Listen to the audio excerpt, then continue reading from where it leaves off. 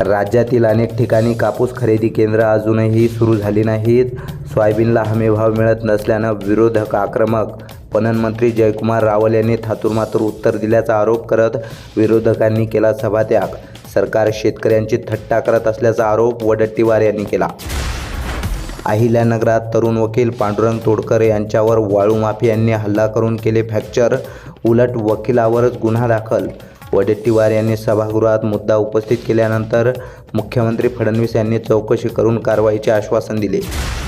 2022 मधील तलवार दाखवल्याच्या प्रकरणी कोर्टाने राज ठाकरे यांना विचारला प्रश्न. त्यांनी गुन्हा मान्य नसल्याचे स्पष्ट सांगितले. या खटल्यात इतर मनसे आणि पदाधिकाऱ्यांवरही गुन्हा दाखल आहे. राज्यातील जुन्या व प्रलंबित वाहतूक दंडासाठी 50% सवलतीची अभययोजना आणली जाईल, असे मुख्यमंत्री फडणवीस यांनी सांगितले. नियमभंगाच्या दंडवसुलीसाठी नवीन धोरण 3 महिन्यात तयार होणार.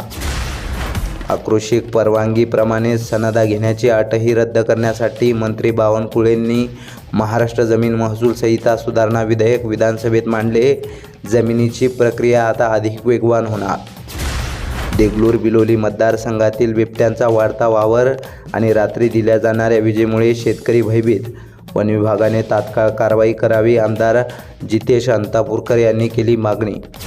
कार्यकर्ता सूर्यकांत मोरे यांच्यावरील हक्कभंग कारवाईवर रोहित पवारांनी टीकास्त्र सोडले. गल्लीतले भांडण सभागृहात आणले. गरज भासल्यास फडणवीस नार्वेकरांकडून क्लास घ्यावेत, असा टोमणा सभापती राम शिंदेंना रोहित पवारांनी लगावला. शेतकऱ्यांच्या मागणीनुसार विरमगाव येथील मका खरेदी केंद्र सुरू. मकाला 2400 रुपये इतका भाव मिळणार. मोठ्या संख्येने शेतकरी उपस्थित. नाशिकच्या तपोवनमध्ये सिंहस्थ कुंभमेळा 2027साठी साधुग्राम उभारण्याच्या तयारीत. 300 झाडांची तोड सुरू. एकूण 1800 झाडं तोडण्याची योजना. पर्यावरणप्रेमी व अभिनेते सयाजी शिंदे यांचा तीव्र विरोध. तरीही सरकार आपल्या निर्णयावर ठाम. अंबड आगारातील चालक वाहकांनी माणुसकीचे दर्शन घडवले. बसमधील प्रवाशांचा हरवलेला मोबाईल शोधून परत दिला. मोबाईल मालकाने राजुरा बस स्थानकावर त्यांचा केला सत्कार. चिंचोली येथे मुख्यमंत्री समृद्ध पंचायत राज अभियानाअंतर्गत सर्व रोग निदान शिबिराचे आयोजन. प्राथमिक आरोग्य केंद्र वेरूळच्या डॉक्टर व कर्मचाऱ्यांनी केल्या तपासण्या. जालना शहरात वीज कंपनीच्या खांबावर इंटरनेट व लोकल टीव्ही कंपन्यांच्या तारा लोंबकळत आहेत. खांब वाकलेले असून नागरिकांच्या सुरक्षिततेला धोका. सांगली जिल्ह्यात गुलाबी थंडी तीव्र. रस्त्यावर शेकोट्या पेटल्या. हवामान खात्याने आणखी तापमान घसरण्याचा दिला इशारा. पंचायत समिती माहूर अंतर्गत शिक्षकांसाठी 3 दिवसीय गुणवृद्धी प्रशिक्षणाचे आयोजन. गट साधन केंद्रात कार्यक्रमाची सांगता. विदेशी देशी मद्य दुकानांच्या स्थलांतरासाठी संबंधित सोसायटीची NOC अनिवार्य. हा नियम राज्यभर लागू होणार. उपमुख्यमंत्री अजित पवार यांनी आज विधानसभेत दिली माहिती. रात्री बाहेर न जाणे, दरवाजे बंद ठेवणे, मुलांना एकटे न सोडणे, जंगलात एकटे न जाणे, अशा महत्त्वाच्या सूचना नागरिकांना देत किनवट वन विभागाने केली जनजागृती मोहीम सुरू. वन हद्दीला लागून असलेल्या गावांमध्ये मार्गदर्शक सूचना फलक व प्रत्यक्ष माहिती देऊन उपाययोजना केल्या जाहीर.